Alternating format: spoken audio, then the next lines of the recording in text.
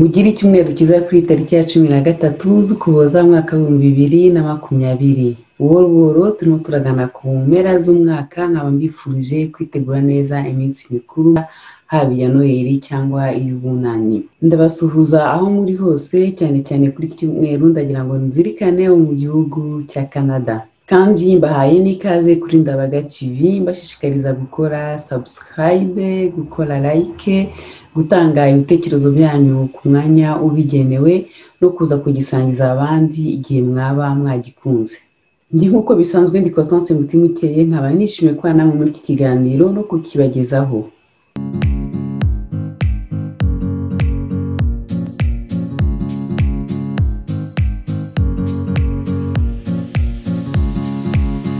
Ikiganiro cyacu kiraba gifite ingingo zikurikira: gukubitira ikinyoma hakubuye na uranium iba mu Rwanda, ivanguramoko, uvuze ikibazo siwe kibazo kandi ni muri rwa rugendo rwo kwamagana FPRND, amasezerano y'abanyamakuru.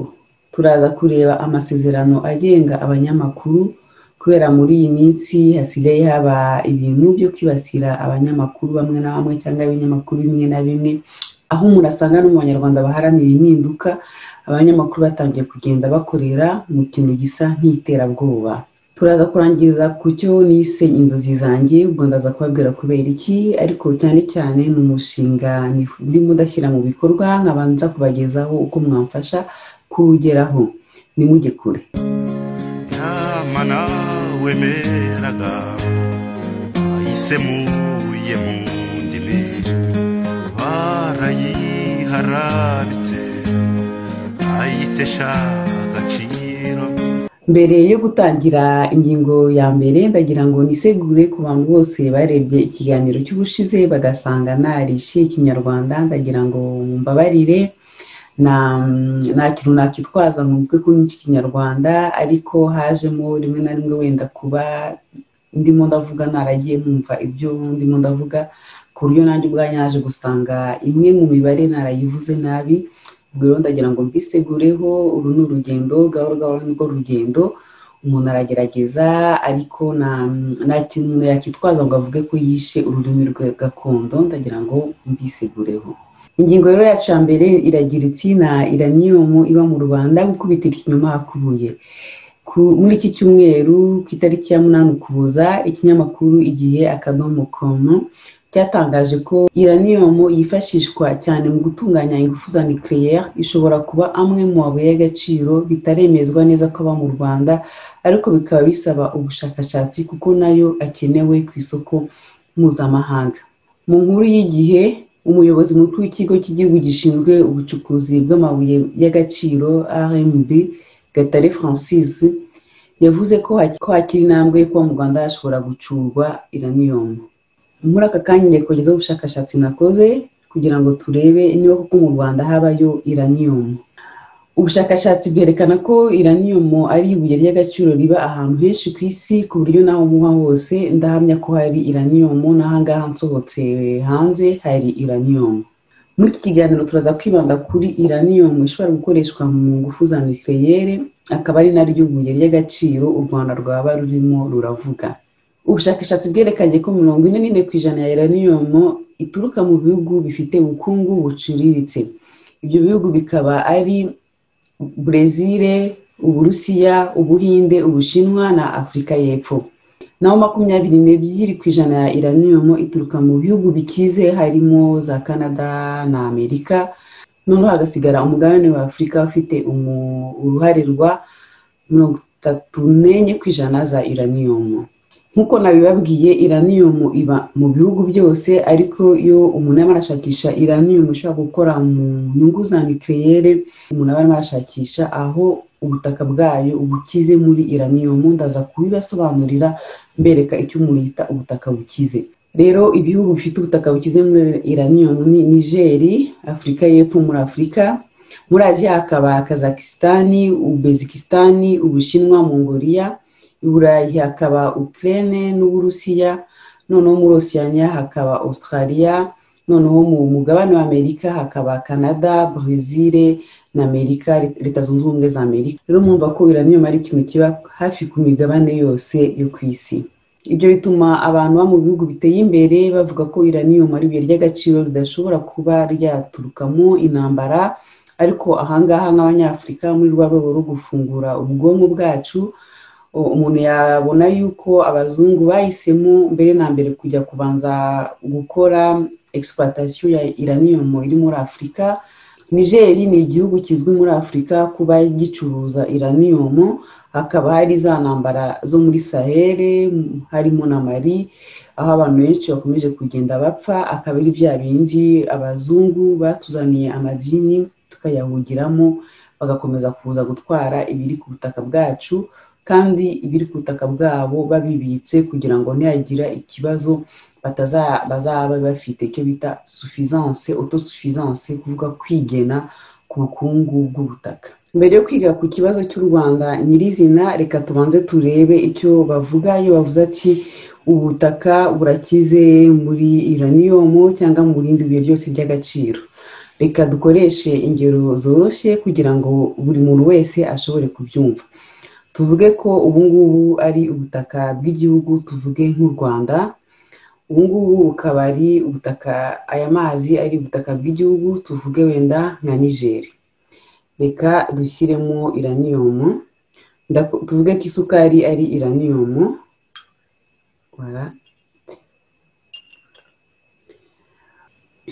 Icyo umuntu yaza kubona ni uko aya mazi aza kuba aryohereye, kubera nashyizemo isukari imwe muri aya mazi uko ari abiri kurusha aya ngaya. Bikaba binavuze ko umuntu akoze mu nganda, akoze uruganda rwo kujya gushakisha isukari, byatwara imbaraga nyinshi kujya gushakisha isukari iri muri aya mazi, kuko byasaba kuyumisha, donc uri bwumishe amazi menshi kurusha ko wakumisha ano mazi ari makeya, noneho ukavanamo isukari yaba irimo. Ibyo rero nibyo amabuye y'agaciro yose, nk'uko nababwiye uranium iri ahantu hose, namwe aho mutuye hose igihe mwasohoka muraza guhura na uranium. Rero icyo abantu bakora inganda ku mabuye y'agaciro yose bareba ni ukuvuga concentration ari ryo ubukire bw'ubutaka mu ibuye ry'agaciro iryo ari ryo ryose. Dushobora kuza kureba ikiganiro cyenda kurangira uko wenda amazi abasa nimbona ari ngombwa. Rero ibyo ngibyo niho umuntu yagendera avuga ati mu Rwanda hariho uranium nk'ukiba ahandi hose, ariko ntabwo ihari ishobora gukoreshwa mu ngufu za nucléaire, kubera yuko ingufu ziturutse muri nucléaire kugira ngo zishobore kujya ku isoko zigire ikiguzi cyiza, bisaba yuko amafaranga yakoreshejwe mu kuyitunganya atarenga amadolari 130 ku kilo.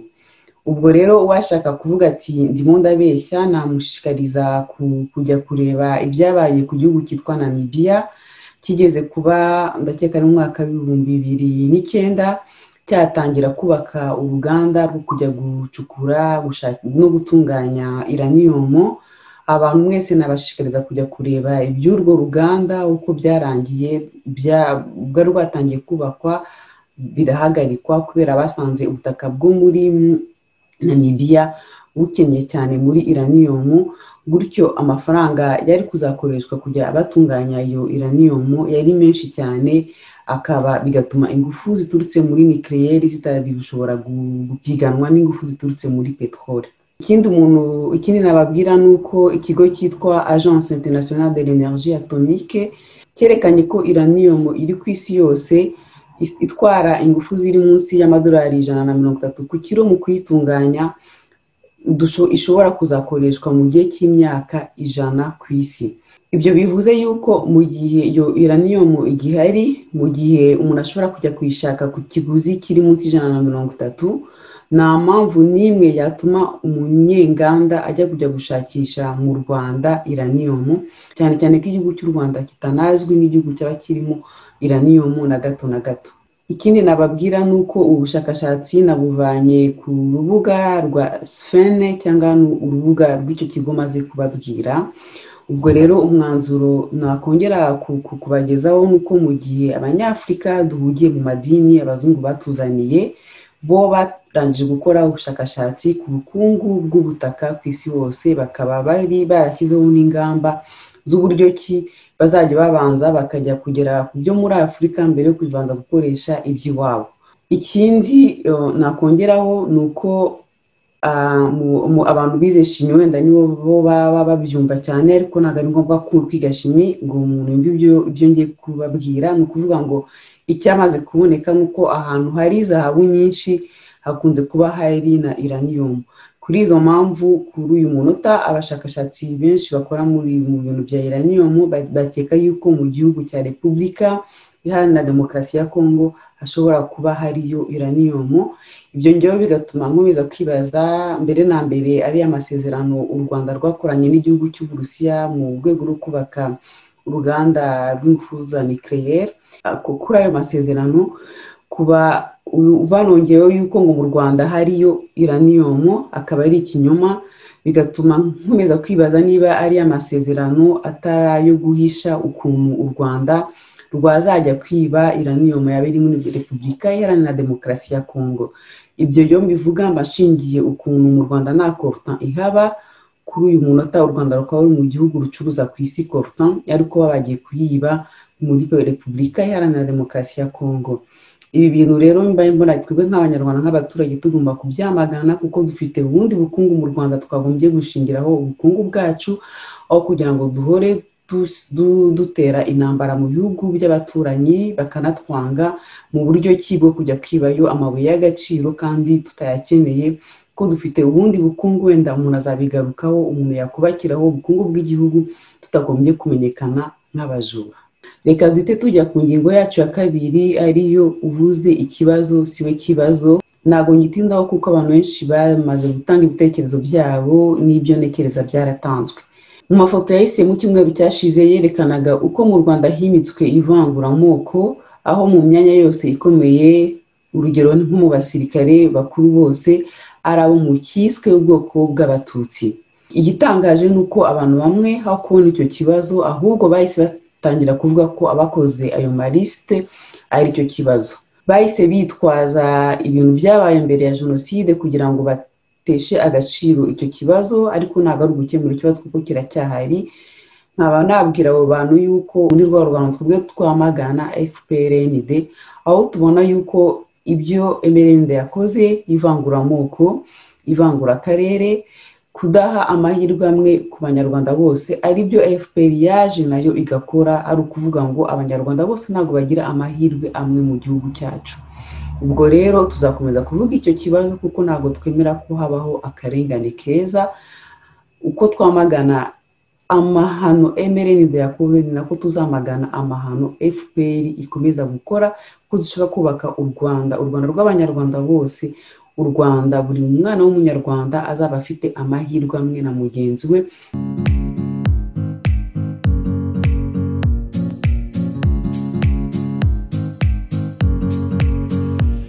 Guhita tujya ku ngingo yacu ya gatatu, ariyo amategeko agenga umunyamakuru. Kubera iki nifuje kuvuga kuri iyi ngingo, nuko hamaze iminsi harimo kwibasira itangazamakuru hano mu bantu dushaka impinduka tubana hanze y'igihugu, harimo kwibasira abanyamakuru. Rimwe na rimwe ugasanga umuntu wibasiye umunyamakuru kanaka, urugero atanze ari ukutangira ari ugukora ku burenganzira ntavogerwa bw'umunyamakuru n'ubwisanzure bw'umunyamakuru. Ngewe ku giti cyanjye ntabwo nizi itangazamakuru, ariko ni ikintu nagiyemo kubera ko mbikunda. Noneho nkabona ko ari naho natanga umusanzu wanjye wo kubaka u Rwanda, ari uko natanga umusanzu w'unoza umurimo w'itangazamakuru. Nubwo naryize, nakomeje kugenda niyubura kuri BBC Academy kugira ngo menye uko umunyamakuru yakora, kandi nkakomeza rimwe na rimwe kugenda ntunganirwa n'abanyamakuru. Nabona bavuga amazina ahangaha, rimwe na rimwe bangira inama, cyangwa iyo mfite ikibazo ngenda nkareba nkabwira ati ni gute nabigenza, bakansobanurira uko umunyamakuru yitwara. Rero nicyo kintu cyambabaje, ni ukubona abantu batangiye kwibasira abanyamakuru, aho abantu bamwe bemera yuko dufite ikibazo mu Rwanda cy'ubutegetsi bushingiye mu kubeshya. Twaba dufite na opposition igiye kubakira icyo umuntu yakita itangazamakuru yayo mu gushyushya urugamba, ariyo propagande. Ni ukuvuga ngo ku ruhande rumwe dufite ibinyoma, aho tukagira urushyushya rugamba bigatuma itangazamakuru ry'umwuga ritabona umwanya. Rero nk'amwe nk'abaturage nabashishikariza kumenya gutandukanya itangazamakuru no gushyushya urugamba, kuko ntabwo ariko buri muntu wese ufashe mikoro aba abaye umunyamakuru. Kamite ntangirira ku munyamakuru. Umunyamakuru ni umuntu ki? Umunyamakuru ni umuntu ufite inshingano zo gushaka no kugenzura inkuru, kuzandika no kuzitangaza aho yazinyuza hose. Umunyamakuru mbere na mbere ni umuntu wandika ufite ubuhanga mu kwandika, kabone niyo abakora mu itangazamakuru rikoresha amashusho, televiziyo, YouTube, kuko inkuru zibanza kwandikwa mbere yo gusomwa cyangwa gutangazwa. Ibi mbivugiye cyane cyane ku bantu basigaye bumva ko bashobora gukora itangazamakuru bakitwa abanyamakuru batandika. Naho biba, kuko umunyamakuru aba afite inshingano zo gutegura inkuru ye akayandika mbere yo kuyitangaza. Ubundi bumenyi umunyamakuru asabwa harimo bwo gufata amashusho, bwo kuba yashobora kwakira ubuhamya cyangwa gutanga ubuhamya, ubwo kuba yakora enregistrement, n'ubwo kuba yanoza inyandiko. Ibyo ni ibintu mwese mwabona ko z'abanyamakuru, cyane cyane ngiye bivuga ni ibintu bikoreshwa mu gihugu cy'Ubufaransa koko ari humba. Tugeze ku birebanye n'imamya ubumenyi y'itangazamakuru, ntabwo ari ngombwa kuyigira, nubwo ari byiza kuyigira. Nk'urugero, 80% y'abanyamakuru mu gihugu cy'Ubufaransa bafite ikarita y'itangazamakuru, ntabwo bafite impamyabumenyi y'itangazamakuru. Ariko nk'uko nababwiye, hariho amahugurwa umuntu agenda akurikira kugira ngo agire tekinike z'itangazamakuru. Mu gihugu cy'Ubufaransa ubwisanzure bw'itangazamakuru bwemejwe mu mwaka w'1881, ariko ku rwego mpuzamahanga ngewe ibyo nzi nshobora kuba nazi byose ni uko hari amasezerano y'uburenganzira n'inshingano bw'abanyamakuru, bikaba bizwi ku izina ry'amasezerano ya Munich, akaba yaremejwe mu mwaka w'1971. Ayo masezerano ashingiye ku burenganzira bw'ibanze bwa buri muntu, ari bwo uburenganzira bwo kumenya amakuru, uburenganzira bwo gutanga ibitekerezo, n'uburenganzira bwo kunenga cyangwa kunegura critique. Kuri izo mpamvu umunyamakuru aba afite inshingano imbere y'abaturage, imbere ya rubanda. Izo nshingano zikaba ziri hejuru y'izindi nshingano zose, akaba arizo umuntu agiye kureba. Izo nshingano ni 10. Iya mbere ikaba ari gushyira imbere ukuri, kabone n'ubwo bwagirira ingaruka umunyamakuru, kugira ngo yubahirize uburenganzira bw'abaturage bwo kumenya uko kuri. Ubwo ngubwo ndaza kubashyiraho amafoto y'abanyamakuru bari muri gereza, akaba abanyamakuru bazibera ko barashyize imbere ukuri, nubwo byabaviremo ingaruka zo kujya muri gereza. Umunyamakuru afite inshingano bwo kurengera ubwisanzure bwo kumenyesha, n'ubwo gutanga ibitekerezo, n'ubwo kunegura cyangwa kunenga, ari byo critique. Inshingano ya gatatu nuko umunyamakuru asabwa gutangaza gusa amakuru afite inkomoko zizwi, byaba ngombwa agashyiraho reserve ze. Ni ukuvuga ngo nk'umunyamakuru ushobora kuba inkuru yakugezeho utazayiturutse, na usabwe kubanza mbere na mbere kujya kugenzura inkomoko, ariko wasanga ari nk'ikintu abaturage bakeneye kumenya, ukaba wababwira ko iyo nkuru yakugezeho, ko ku giti cyawe utarabasha kugenzura niba ari byo cyangwa niba atari byo, kugira ngo abaturage babona iyo nkuru, bashobore kwisesengurira, bumve ko nawe ubwawe ku giti cyawe utazi inkomoko y'iyo nkuru. Abanyamakuru basabwa kudakoresha uburyo bugayitse bwo gutara amakuru. Aha ngaha natanga nk'urugero, nk'uko nagenda kuganiriza umuntu akambwira ibintu, njye nkayitanza nkihutira kubivuga mu itangazamakuru. Ibyo bintu umuntu aba atubahirije inshingano z'umunyamakuru. Kubahiriza ubuzima bwite bw'abantu ni inshingano ya 5 y'umunyamakuru. Ubwo ngubwo aho ngaho ni bya bindi dukunze kuvuga ko atari ngombwa kujya mu buzima bwite bw'abantu. Umunyamakuru afite inshingano zo gukosora amakuru yose yatangaje atariyo. Mu kanya nababwiraga yuko umunyamakuru ashobora kugira inkuru ataramenya inkomoko yayo, ariko akabona ari ikintu kiremereye yifuza kugeza ku baturage. Mu gihe yaba yakomeje gukora itohoza rye akabona ko icyo kintu atari cyo, afite inshingano zo kuza kubwira abaturage ko ibyo bintu yavuze atari byo, kandi agashyiramo imbaraga zimwe nk'izo yashyizemo mu gutangaza inkuru ya mbere kugira ngo umuntu wese waba amenye inkuru ya mbere itari yo amenye n'iyo nkuru ikosora. Inshingano ya 7, umunyamakuru afite kwibikaho ibanga ry'umwuga kandi nagaragaze inkomoko y'amakuru yabonye mu buryo bw'ibanga. Ibyo ngibyo ndahita ngaruka no ku kintu nabonye gisohoka aho abantu bavuga ati ngo The Rwandan irandika ati amakuru yageze kuri The Rwandan. Ubwo ni uburyo bwo kubahiriza ibanga ry'umwuga, mu kuvuga ngo iyo amakuru yageze ku munyamakuru aturutse ahantu, umunyamakuru afite inshingano zo gusohora ayo makuru, ariko afite n'inshingano zo kuba yahishira inkomoko y'amakuru mu gihe azi ko nayishyira hanze bishobora no gushyira no mu kaga uwamuhaye ayo makuru. Ibyo ngibyo bikaba ari ibanga ry'umwuga, nk'uko umuntu ashobora kungezaho inkuru bijya bibambwira ati ndabikubwiye ariko ntabwo nifuza yuko wavuga ko nibyo wabikubwiye. Icyo gihe nk'umunyamakuru ndagenzura nasanga ko ibyo bintu umuntu yambwiye ari byo nkabisohora, ariko nkabisohora mvuga ati amakuru yangezeho arambwira gutya na gutya. Ngewe nandika mu kinyamakuru cyitwa Ishuri ry'Abaryankuna, nkaba nakandika ati amakuru ageze ku Ishuri ry'Abaryankuna aravuga gutya na gutya, nk'uko The Rwandan ifite uburenganzira bwo kuvuga ati amakuru ageze kuri The Rwandan aravuga gutya na gutya.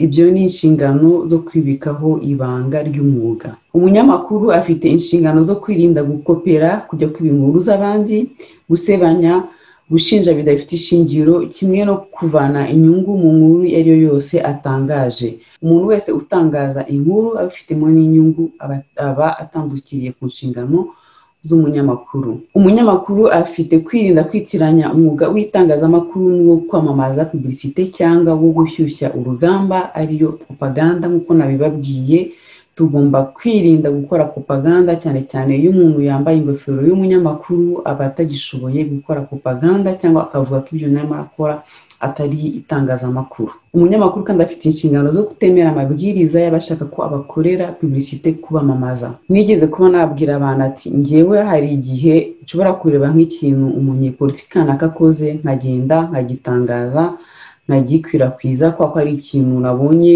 abaturage bakeneye kumenya, ariko umunyepolitike uwo ari we wese nagashobora kuza ngo abe yambwira ati jya kunangariza kino kintu. Ibyo ngibyo mfite uburenganzira bwo kubyanga kuko ntabwo umwuga w'itangazamakuru ari uwo kwamamaza. Inshingano ya nyuma umunyamakuru afite harimo kwanga igitugu icyo ari cyo cyose, keretse igitugu cyaba giturutse ku banditsi, wenda ari kuvuga abanditsi bakuru, ni ukuvuga ngo iyo umuntu akora itangazamakuru aba afite umwanditsi mukuru. Uwo muntu wambaye ingofero y'umwanditsi mukuru niwe wenyine waha amabwiriza abanyamakuru, ubundi abanyamakuru barigenga. Akaba niyo mpamvu ngewe nkunda uyu mwuga, nuko ndi umuntu ukunze kwigenga cyane. Nasanze ariwo natanga umusanzu wanjye kiri imbere ukuri konyine. Akenshi dukunze kuvuga ati turaharanira uburenganzira bwa muntu, ariko tukibagirwa inshingano. Murabona ko mu itangazamakuru natangiye babwira inshingano z'umunyamakuru, reka none babwire n'uburenganzira bw'umunyamakuru. Abanyamakuru basaba kuba babona amakuru yose no gukora iperereza ku bintu byose mu bwisanzure bwose. Ahangaha bivuze yuko ibanga ry'umwuga cyangwa ibanga rya leta ridashobora gukoreshwa mu kubuza abanyamakuru kugera ku nkuru. Umuntu wakoresha iryo banga agomba gutanga impamvu zumvikana, kuko ni uburenganzira bw'abanyamakuru bwo kugera ku nkuru iyo ari yo yose irebana n'ubuzima rusange. Umunyamakuru afite uburenganzira bwo kwanga kugandukira kuba kunyuranyije n'umurongo w'ikinyamakuru cyangwa ikigo akorera. Bivuze ko ikinyamakuru kiba gifite umurongo w'itangazamakuru cyangwa ligne editoriale, rero abanyamakuru bashobora kwanga amabwiriza yababwira gukora mu buryo butandukanye n'uwo murongo. Uburenganzira bwa 3, ntawategeka cyangwa ngo ahatire umunyamakuru gukora igikorwa cy'akazi kitajyanye n'umutimanama we cyangwa n'imyumvirire ye. Uburenganzira bwa 4, itsinda ry'ubwanditsi rigomba kumenyeshwa icyemezo icyo ari cyo cyose cy'ingenzi gishobora kugira ingaruka ku buzima bw'ikinyamakuru.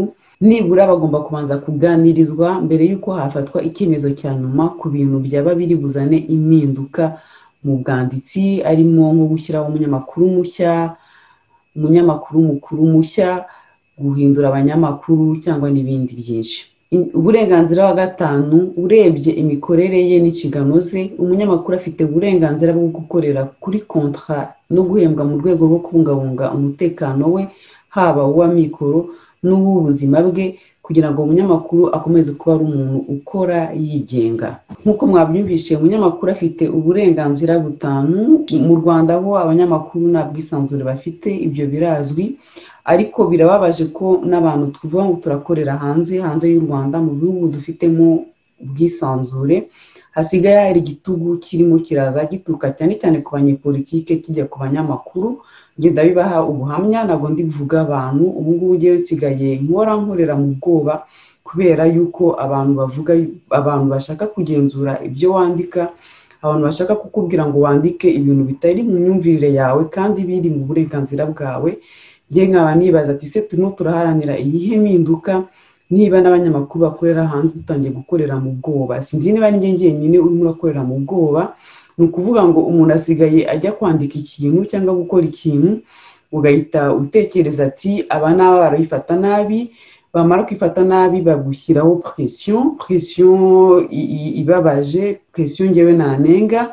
Ibyo bikaba ngiye binera impungenge zo kuvuga ati niba turimo turaharanira impinduka mu Rwanda, niba tuvuga ko mu Rwanda nta bwisanzure bubayo, niba tuvuga yuko uko bahohotera abanyamakuru atari byiza, ni gute abantu barimo barakora politike, barimo baravuga ko bashaka impinduka ejo cyangwa ejo bundi, bavuga ko bamwe barahamagana ibintu FPR bibi ikora, batangiye kudushyiraho ubwoba bwo gutanga ibitekerezo, aho umuntu bahita bamunega gukorana na FPR kubera yuko yavuze ibintu bitabashimishije. Ngiye nkunze kuvuga yuko impinduka ikenewe mu Rwanda ari uko ubwoba buhindura igice burimo. Muri demokarasi rero, umunyepolitike abakorera ku nyungu z'abaturage, abagomba kuba yatinya abaturage kurusha uko abaturage bamutinya. Ngewe nkabasaba yuko byaba byiza hajemo ubworoherane, abantu bakamenya ko umunyamakuru ari umuntu ufite umwuga, ari umuntu ufite inshingano agomba kubahiriza, afite n'uburenganzira. Gutyo icyo kintu cyo gushaka gushyira igitugu ku banyamakuru kikavaho.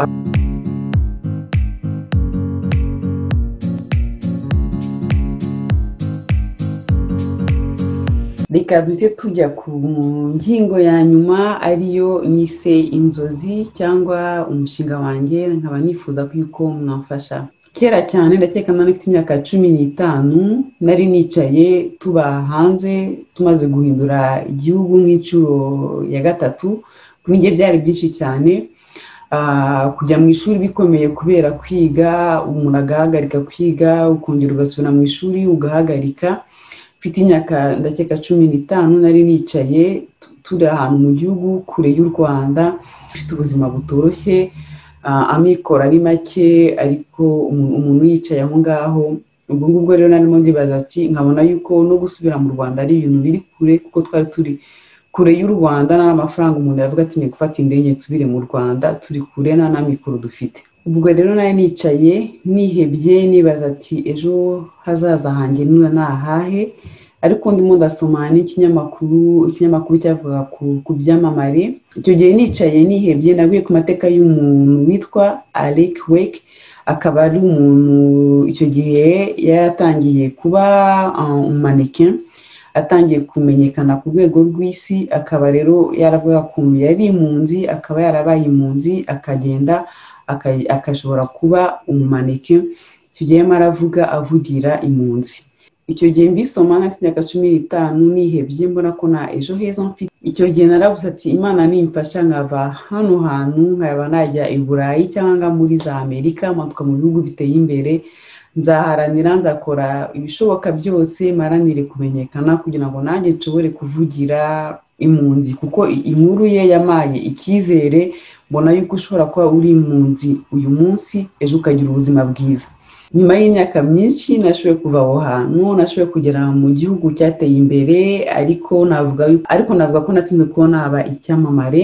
Ariko nabyo nta kibazo, kuko naje gusanga atari ikintu kiri ngombwa ko umuntu yaba icyamamare. Nasanga kandi bitaba no muri kamere yanjye, kuko nikundira ubuzima buciriritse, ubuzima bworoshye, ntabwo kuba icyamamare ejo cyangwa ejo bundi ari ikintu byakongera na gato ku buzima bwanjye. Ariko rero narashishoze mbona kuba narabaye icyamamare bitaba urwitwazo rwo kuzimya inzozi zanjye, ari zo kuvuga ati reka nanjye mvugire impunzi, reka nanjye mbe naha icyizere umuntu waba ari muri situation nari irimo yo kwicara ukiheba kubera ubuzima bwo mu buhungiro buruhije. Ubwo rero hashize iminsi nangiye igikorwa gitoya cyo kuba navuga ati buri kwezi nzashyira ku ruhande amafaranga angana gutya na gutya, noneho amafaranga makeya cyane nkaba nayakoresha mu kugurira ibikoresho bya informatique abana b'impunzi bari muri Afurika. Ni ukuvuga ngo abana bafite hagati y'imyaka 25 na 40, imyaka umuntu aba asabwe kujya ku isoko ry'akazi kugira icyo yakigezaho. Rero naje gusanga abo bantu muri Afurika bakunze kugira imbogamizi zo kutagira ibikoresho, zo kutagira telefone ya za smartphone, zo kutagira mudasobwa, mu kuvuga ordinateur cyangwa computer, bigatuma abo bantu baba bicaye, kandi bigatuma abantu bicara bafite ubumenyi ariko badafite ibikoresho. Rero nkaba naravuze ati buri kwezi nzajya shyira ku ruhande amafaranga ku buryo nshobora kuba nagurira abana urubyiruko rw'abanyarwanda ruri muri bya bihugu bya SADC, kuba nabagezaho ibyo bikoresho kugira ngo n'abejo hazagira ikindi kintu baba bakwigezaho. Ubwo rero nicyo nagira ngo mumfashe, kuko kuri ubu ngubu nashoboye kuba nagura smartphone ebyiri. Nabyo ni igikorwa kitagayitse, ariko nkurikije nko kugura ordinateur amafaranga bisaba, mudasobwa ni menshi cyane ku buryo nazamara n'imyaka 5 nashoboye kugurira benshi. Nkaba naratekereje ati ubwo nashyizeho na YouTube channel nshobora kuzageraho ibyara amafaranga. Ayo mafaranga buri kwezi nkaba navuga ati buri kwezi mfite amafaranga yo kugurira mudasobwa umwana w'impunzi w'umunyarwanda mu bihugu bya SADC. Umushinga wanjye rero ukaba ari wo gukoresha iyi YouTube channel yanjye igihe byaba byashobotse ko nayikorera monetisation ngo ibyara amafaranga aturutsemo, kuko njyewe nayo nkeneye nkayakoresha mu kugura ibyo bikoresho. Nkaba nawita buri kwezi mudasobwa imwe, kwezi umwana umwe ubarirwa mu cyiciro cy'urubyiruko w'impunzi ufite ubushake nkaba nashobora kumugezaho mudasobwa, gutyo akaba yagira icyo yigezaho. Noneho nyuma y'iyo mudasobwa hakaba hazabavamo nuko umuntu yabigisha ikintu umuntu yakoresha mudasobwa kugira ngo agire icyo yigezaho mu buzima bwe. Birenze ibyo hakaba hazavamo no kuba amafaranga amwe yajya akoreshwa mu mishinga yo kugira ngo abo bana bagire icyo bigezaho, cyangwa ejo azabyare n'inyungu zo kugura izindi za mudasobwa. Gutyo tukubaka urubyiruko rw'impunzi rurimo rurapfa ubusa hariya muri bihugu bya SADC, kuko ntabwo tuzashobora kubaka u Rwanda tudashingiye ku bantu, tudashingiye ku bukungu bw'abantu. Nk'uko nababwiraga, ntabwo dukeneye kujya kwiba amabuye y'agaciro kuko dufite abantu, dufite abanyarwanda bazi ubwenge. Rero icyo nababwira kumfasha ni ugukora subscribe, ntabwo ari mu nyungu zanyu, ni mu nyungu zanjye, kugira ngo ngere ku mubare YouTube isaba kugira ngo nshobore gukora monetisation. Nicyo kintu nababwiye nabasaba, nuko mwakora subscribe mugasangiza n'abandi bantu, mubabwira gukora subscribe kugira tugeze ku mubare YouTube isaba kugira ngo umuntu ashobore gukora monetisation. Mbere yo gusoza, nk'uko nababwiye, Ndabaga TV ni urubuga ibitekerezo byanjye n'ibitekerezo by'abandi bantu. Rero mu rwego rwo guha urubuga ibitekerezo bitari ibyanjye, muri iki cyumweru nabayitiyemo igitekerezo kimwe. Ni igitekerezo cya Just Gahunde yanyuje ku rubuga rwe rwa Facebook. Akaba ari umuntu nabonye utabona ibintu kimwe nkanjye, ariko nkaba nifuza kunyuzaho igitekerezo cye kuko nabonye gifite ishingiro. Yavuga kuri guverinoma nshyashya ya Padiri. Mu magambo ye yanditse gutya: reka nifurize ishya n'ihirwe abagize guverinoma nshya ya rubanda ikorera mu buhungiro. Kuva iki gitekerezo cyavuka hari hamwe batasobanukiwe. ni initiative igamije guhuriza hamwe imbaraga zitavuga rumwe na FPR bakaba babona ko koko ari bo bagombye kuba bayobora igihugu, ari ukuvuga qui réclame la légitimité du gouvernement. Iyo abaturage babujijwe uburenganzira bwo gushyiraho ubutegetsi bashobora gushinga guverinoma yabo igahangana n'iyo batemera. Muri Kenya hari umugabo washinze guverinoma ye bamaze kumwiba amajwi, uretse ko we yari mu gihugu yaza kwirukanwa agahunga, iyo guverinoma yari kuba ibaye iyo mu buhungiro. Usanga hari abantu batumva iyi innovation muri politiki nyarwanda bigatuma batinjira muri iyi guverinoma. Hari n'abandi banga kandi bakarwanya iyi guverinoma byonyine ngo kuko igitekerezo atari icyabo. Ngaho nimumbwire, ni gute warwanya iyi guverinoma ngo nibibaho ngo nukwikinisha nyamara washinze ishyaka mu buhungiro naho ryo hari itegeko ribikwemerera? Ni gute wakanga kwinjira muri guverinoma nyamara ukinjira muri Rwanda Bridge Builders?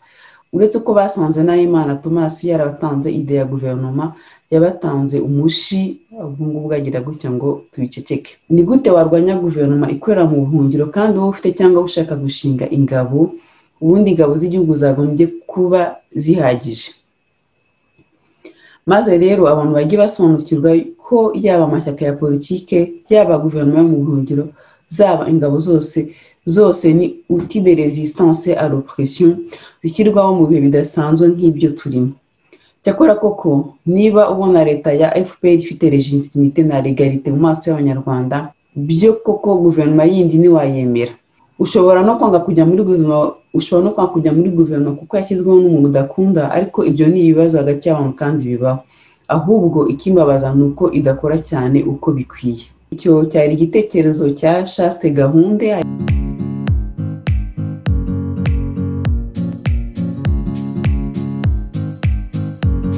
Ndagira ngo babwire ko mu cyumweru kizaza ku itariki ya 19 hari platform SOS Refugié mufatanye na UNDI Talk Show ya Louise Uwacu izakora ikiganiro. Ndagira ngo muzakirebe. Birenze ibyo, ndagira ngo twese twemeranye yuko n'abana b'impunzi bafite uburenganzira bwo kuba bagira iminsi mikuru myiza. Ndagira ngo abafite umutima wa kimuntu muzafashe platform SOS Refugié kuba bagira icyo bagenera abana b'impunzi mu gihe cya Noheli. Icyo kiganiro kizaba kuri chaîne ya Louise Uwacu saa 12 z'i Buruseli. Rero tukiri mu kwamamaza ku cyumweru tariki ya 20 z'Ukuboza saa 12 z'i Kigali, nimuzacike. Hazaba ribaruwa riraye ifite insanganyamatsiko igira ati tuzirikane ababuriwe irengero. Muzaze kureba icyo kiganiro muri benshi.